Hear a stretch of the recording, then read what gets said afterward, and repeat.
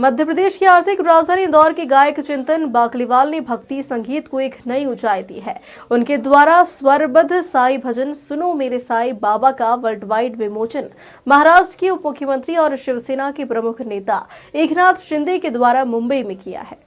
भजन सुनो मेरे साई बाबा को शिवसेना के राष्ट्रीय कैप्टन अभिजीत अड़सुल के मार्गदर्शन, मध्य प्रदेश शिवसेना प्रमुख सुरेश गुर्जर के नेतृत्व और शिवसेना राज्य प्रमुख राजीव चतुर्वेदी के सहयोग से आयोजित एक भव्य समारोह में लॉन्च किया गया। इस भजन में संगीत राज प्रकाश बिसेन ने दिया है और इसके भावपूर्ण बोल असद अजमेरी ने लिखे हैं, जबकि संयोजक में प्रमुख भूमिका केशव राय ने निभाई। वहीं गायक चिंतन बाकलीवाल की भावुक और ऊर्जावान प्रस्तुति ने इस भजन को भक्ति संगीत के श्रेष्ठ में विशिष्ट स्थान दिलाया है। महाराष्ट्र दौरे पर पहुंचे मध्य प्रदेश शिवसेना प्रमुख सुरेश गुर्जर और गायक चिंतन बाकलीवाल ने स्पष्ट रूप से कहा कि अगर एकनाथ शिंदे उन्हें फ्री हैंड दे दे तो मध्य प्रदेश और राजस्थान में शिवसेना को मजबूत राजनीतिक शक्ति बनाया जा सकता है। उन्होंने कहा कि शिवसेना अब सिर्फ महाराष्ट्र तक सीमित नहीं रहना चाहती, बल्कि देश भर में अपने उम्मीदवार उतारकर चुनावी राजनीति में निर्णायक भूमिका निभाना चाहती है।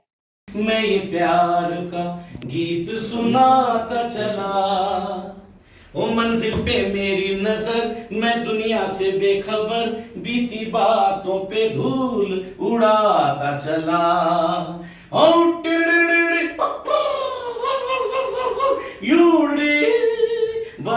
ये बहुत एक सुखद अवसर है जिसके लिए कि मैं आप सबके सामने प्रस्तुत हुआ, और वह अवसर ये है कि आज कुछ समय पहले मुझे शिरडी साईं बाबा के कव्वाली नुमा भजन को गाने का सौभाग्य मिला, जिसके संगीतकार राज प्रकाश बिसेन है बंबई से, और गीतकार बंबई से असद अजमेरी जी हैं। और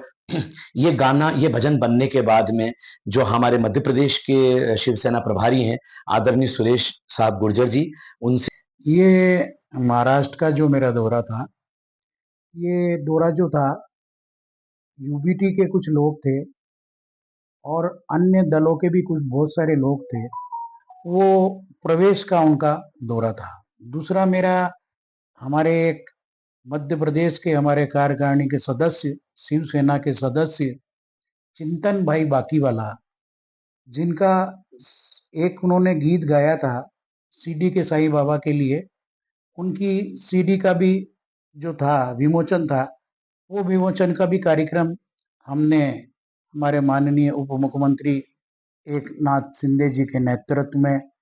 प्रवेश का कार्यक्रम भी हुआ और सीडी का विमोचन भी हुआ। हमारे चिंतन भाई बाकीवाला, आज उनके लिए मैं जितने भी शब्द कहूँ कम है। पूरे मध्य प्रदेश का भी नाम कर रहे हैं, पूरे हिंदुस्तान का नाम करेंगे। आज की तारीख में उन्हें जूनियर किशोर कुमार के नाम से जाना जा रहा है और इतने अच्छे गीत उन्होंने गाए वहाँ के साहब ने भी उसकी तारीफ की है। और आज मैं आपको ये भी बताना चाहता हूँ कि मध्य प्रदेश के लिए हमारे उप मुख्यमंत्री एकनाथ जी शिंदे से मैंने मध्य प्रदेश और राजस्थान को ये बताया है कि साहब राजस्थान और मध्य प्रदेश में करीब, राजस्थान में अगर देखा जाए तो गुजरों की संख्या कम से कम नहीं करके भी 1 करोड़ 20 लाख है, और मध्य प्रदेश की गुजरों की संख्या जो है करीब 80 से 90 लाख है। तो उन्होंने, मैं जाति के समीकरण के हिसाब से, क्योंकि मैं भी गुजर समाज का सदस्य भी हूँ और पूरा राष्ट्रीय सचिव भी हूँ हमारी जो देव सेना है, तो मैंने उनसे कहा कि साहब हम लोगों को आज की तारीख में, जब किसी एक ज़माने के अंदर मध्य प्रदेश के अंदर हमारे लोग जो थे, गुजर समाज के जो लोग थे,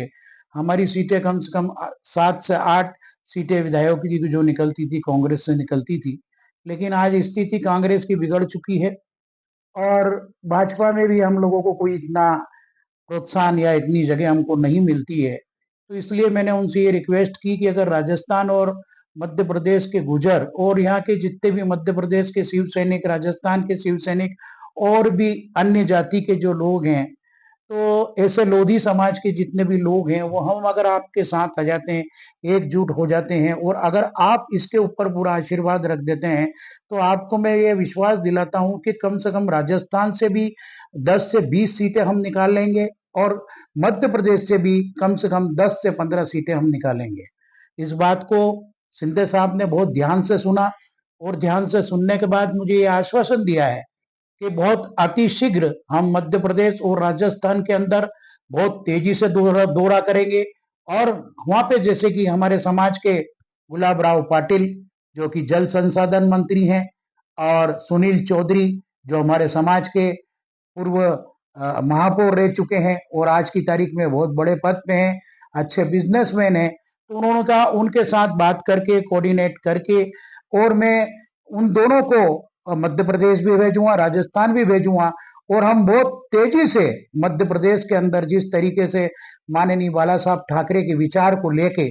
माननीय उप मुख्यमंत्री एक नाथ शिंदे जी ने पूरे देश के अंदर जो अपना नाम किया है, हम सब उसकी सराहना करते हैं। और मैं ये भी चाहता हूं कि साहब ने जिस तरीके से महाराष्ट्र के अंदर शिवसेना जीत के आई है, और शिवसेना का चेहरा जो था उस समय हमारे एक नाथ जी शिंदे का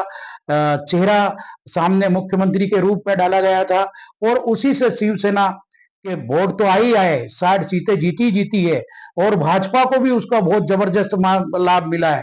अजीत दादा को भी उसका बहुत जबरदस्त लाभ मिला है। और वही सारी चीजों को देखते हुए मैंने साहब से कहा कि आज की तरह में जिस तरीके से आंधी और तूफान की तरह से आपका नाम चल रहा है, क्योंकि आपने बाला साहब के विचारों को, बाला साहब के सिद्धांतों को वो आप लेके मैदान में उतरे, और लोग उसका स्वागत कर रहे हैं और उसके साथ शिवसेना से जुड़ते जा रहे हैं। हालांकि जी आप मध्य प्रदेश में, चूंकि आप यहाँ पर पूरा मध्य प्रदेश और राजस्थान की बात करें,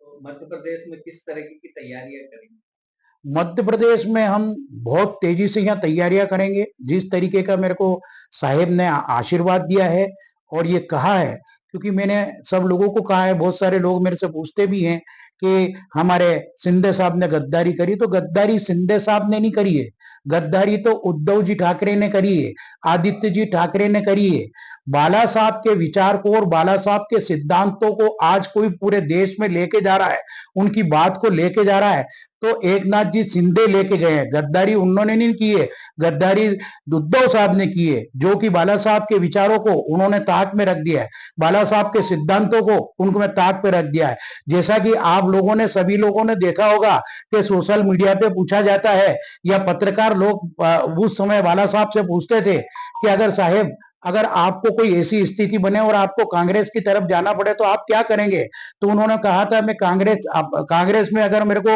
जाने का अगर वो हुआ तो मैं अपनी शिवसेना छोड़ दूंगा, अपनी दुकान बंद कर दूंगा, लेकिन मैं कभी भी कांग्रेस से हाथ नहीं मिलाऊंगा। तो कांग्रेस से हाथ मिला के उद्धव साहब ने बाला साहब के सिद्धांतों को बदनाम किया है, उनके विचारों को वो लेके नहीं चले, तो गद्दारी उनने की है। और एक नाथ जी शिंदे ने उनके विचार, उनकी सिद्धांतों को, और देश के अंदर हिंदुत्व क्या है, जिस तरीके से माननीय बाला साहब ठाकरे चाहते थे, उसी को लेके अगर वो चल रहे हैं, तो उद्धव जी को और आदित्य जी को तो खुश होना चाहिए। वो तो केवल आपके पिता थे, वो तो आपके दादा थे, लेकिन हम लोग, शिंदे साहब और हम लोग तो बाला साहब को भगवान मानते हैं और ईश्वर मानते हैं। और अगर ये हम करते हैं तो हम कहीं से कहीं तक गद्दारी नहीं करते हैं। और पूरे देश के अंदर शिवसेना, और राजस्थान में तो आएगी, मध्य प्रदेश में तो आएगी, अन्य प्रांतों में भी शिवसेना बहुत तेजी से उभरे भी, और धनुष बाण का चिन्ह और बाला साहब के विचारों को और बाला साहब के सिद्धांतों को लेकर हम मैदान में उतरेंगे और पूरे शिवसेना को हम फैलाएंगे।